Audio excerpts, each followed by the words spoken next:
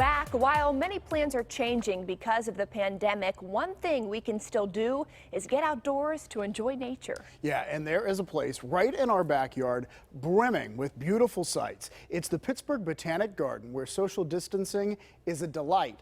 Doug Oster takes us there. Welcome to the Pittsburgh Botanic Garden. We're about halfway between the city and the airport near Robinson Town Center and the IKEA.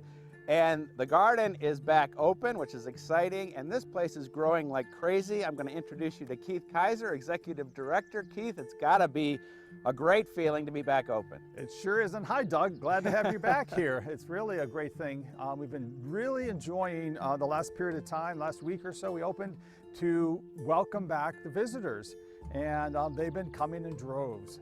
We've enjoyed it. We finally have been able to show them our summer display and what's happening here at the gardens. Well, let's start here with this garden, the Celebration Garden, and it is spectacular. I mean, everything is blooming like crazy, and the first plant I want to talk about is this beautiful salvia. Easy to grow and just a great color. Yeah, it's one of the salvias that came out of the breeding. Some of you who might know plants understood and saw the last 10 years maybe of the one called Black and Blue. Right. Now this is raspberry kinds of shades coming out, of course, so it has that dark bud, if you will, and then the flowers open to this beautiful color. I think this one's Razzle Dazzle Fuchsia. But our Celebration Garden is full color right now. You're exactly right. All the perennials and the annuals that are tucked into it. Well, this is a little piece of heaven, starting down with those little thyme plants. Right, Those that are really beauties. nice collection of thyme that lines our walkway here in the Celebration Garden, right on through the colors of perennials, from the white remaining a little bit on the rose down here, Walker's Low Nepeta, and then the yarrow showing that great display of yellow bloom. And I had to stop here because these alliums, you know, we're used to seeing alliums earlier in the season, but this variety, whatever it is, Yeah. oh boy. This it is the a stunner. drumstick allium, and they are perfect to pop up through any of your other perennials. They die back down, they make little clumps, and if you really need, and you have any chives, you could eat the leaves too. And the bees like it too. They do. So tell me a little bit about the gardens here. Well, Pittsburgh Botanic Garden officially has been open 5 years, April 1st of this year. And a lot of those who have visited us have seen the development and the growth over the period of time of our woodland areas, but we now really are able to push and promote our gardens, including this Celebration Garden, the new Hillside Pollinator Garden that opened last year, we'll see that in a minute, as well as our garden that opens the end of July. Well, Keith, I was walking through the garden before you got here, and I was captivated by this color combination, and you say there's a special meaning of these colors. That's right. Our summer annual displays this year are commemorating the 19th Amendment, which gave women the right to vote.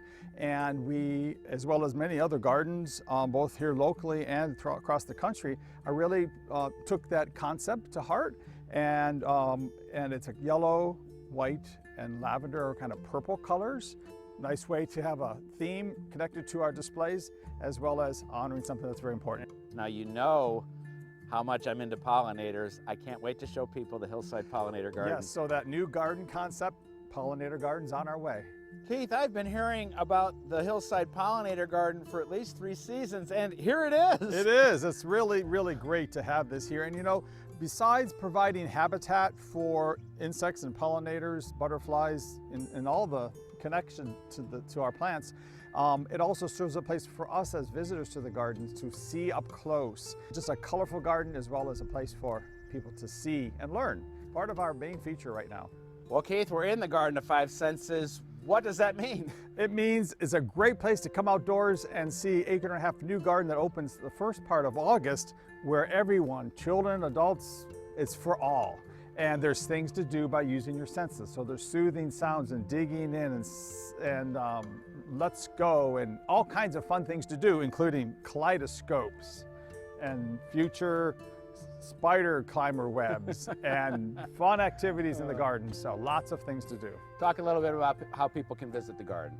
Well, we are open every day except for Monday. We're open late on Wednesdays and Thursdays till 7, but we do need people to do time ticketing so we can control the visitation a little bit, as well as do safety precautions when they're out in the garden. But once they're in, they can stay as long as they want, right? They sure can. That's There's right. lots of trails to hike to and We lots of have other many things to do. miles of walkways, we have woodlands, we have gardens, and it's really a lot of things coming right online. What do you hope those visitors get out of their time at the Pittsburgh I Botanic think Garden? they need to calm down and relax and enjoy what they see and gain what they gain by just being here.